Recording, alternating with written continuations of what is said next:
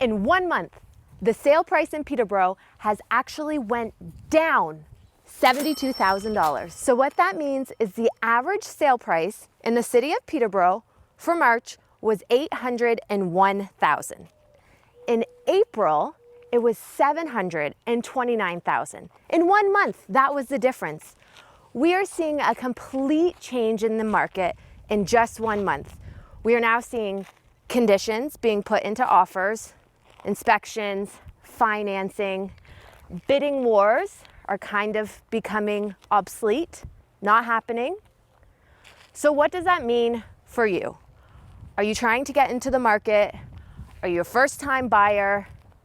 Now might be your time.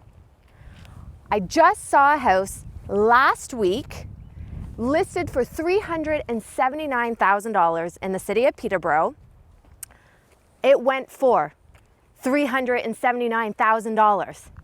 When was the last time someone saw a house, a 2-bedroom, 1,000 square feet for $379,000?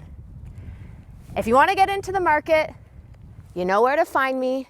I'm with Century 21 United Realty Inc. in Peterborough.